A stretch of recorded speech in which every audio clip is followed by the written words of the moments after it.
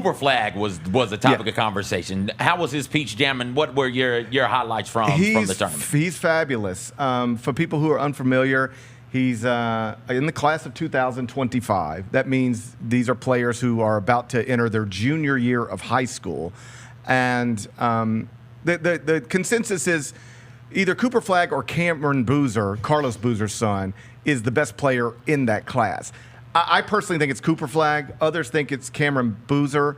I've had multiple coaches tell me if you're trying to win a game today, take Cooper Flagg. If you're trying to have the best player in 5 years, take Cameron Boozer. It is worth noting Cooper Flagg is a year older, like a full year older than Cameron Boozer, even though they're in the same grade.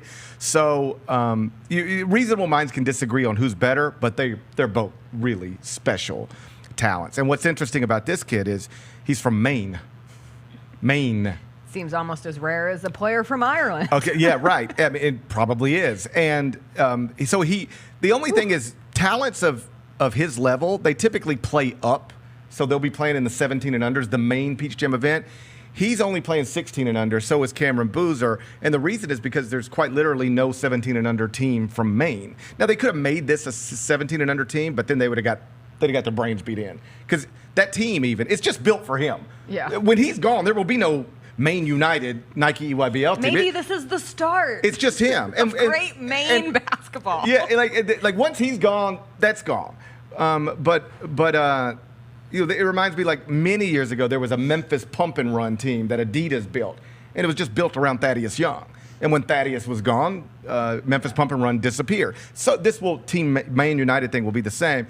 Interesting about EYBL rules, you can only play for a team that is headquartered in your home state or a bordering state.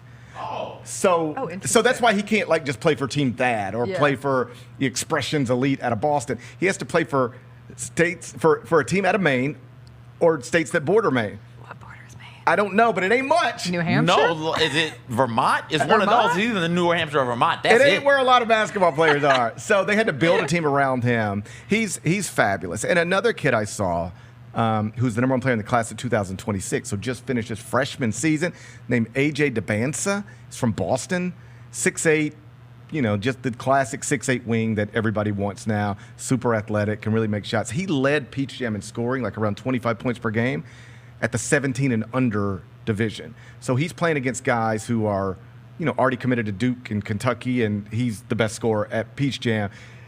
Sometimes you see the number one players in class, and then you go, I guess somebody's got to be number one, but I don't see future number one pick in the draft.